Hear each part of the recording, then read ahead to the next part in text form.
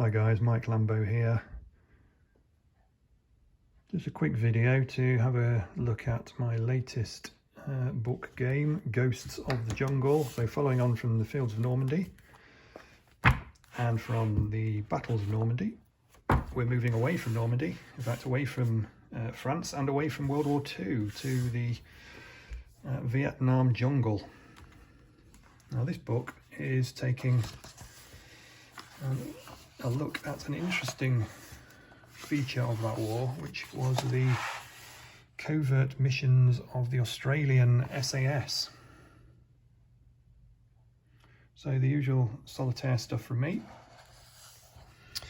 Book plays the enemy for you, and you will be controlling these four guys here. So Sergeant Allen, Trooper Baker, Trooper Clark and Trooper Dixon from the Australian SAS. As I say, there's the objectives there. Each mission will have its own objectives. The mission is a success as soon as all objectives have been achieved.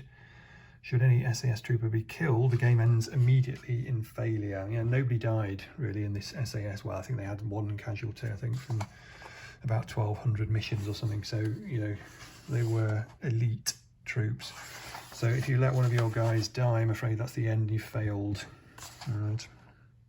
Got some terrain in here as usual, so jungle, building, rocks, clear areas, bit of swamp and tracks. You can see some of it blocks line of sight, other stuff doesn't.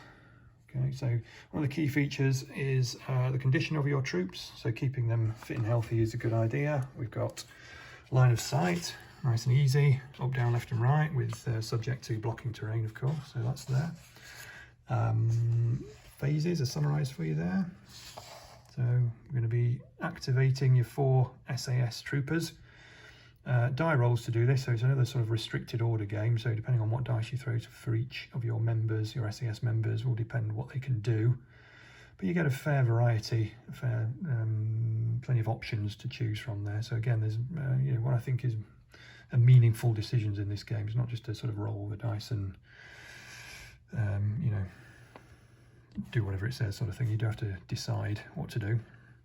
The Viet Cong then act according to fairly straightforward AI instructions, and then there are potential end of turn events in there as well. What else have we got here? So the actions you can do, you can shoot, you can throw grenades, you can tend to injured SAS, you can conduct hand-to-hand combat, and you can move, of course, as well. So lots of things, lots of potential actions, about 6 of those. Viet Cong then sort themselves out, as I say, we'll do dice roll, fairly straightforward. They might be shooting at you and moving around and things. Tactical considerations here. Posted these up on Board Game Geek anyway, so you can have a look at those, just give you a feel for the sorts of things you'll have to think about in the game, decisions you might have to make. And I know some of you like campaigns. If you like that sort of thing, then here's the option here, so you can string these missions together as you see fit.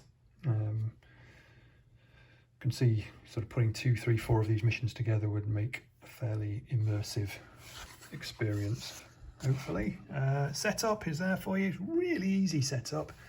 Literally takes about 20 seconds, maybe 30 seconds to set this game, to set a mission up. So really quick, and as with my previous game books, the rules are fairly straightforward. There's a bit of complexity in here and there, but nothing major. Good for new war gamers, but also good for experienced gamers looking for something quick on the go. 15 to 30 minutes per mission, I would imagine, maybe 40 minutes tops. Generally, start your troopers at the bottom, then you use those various actions to try and work your way through the map. That's how some of these missions work. You can see this one's through the rocks, a few rocks in there. You've got rescue operation. So this one, you've got to get to this red building here, get a guy in there, rescue the soldier who's in there already, and then get your guys out to the top of the map again. So the swampland one here, a lot of these missions you're moving from the bottom to the top, and that's your sort of reconnaissance, if you like. This one, you've got to destroy the HQ on your way. So again, well, this time you've got to get a guy in the adjacent tile and then throw a grenade into that building and then get out the top of the map again. Yeah, another reconnaissance. This time you're going to eliminate a particular Viet Cong commander.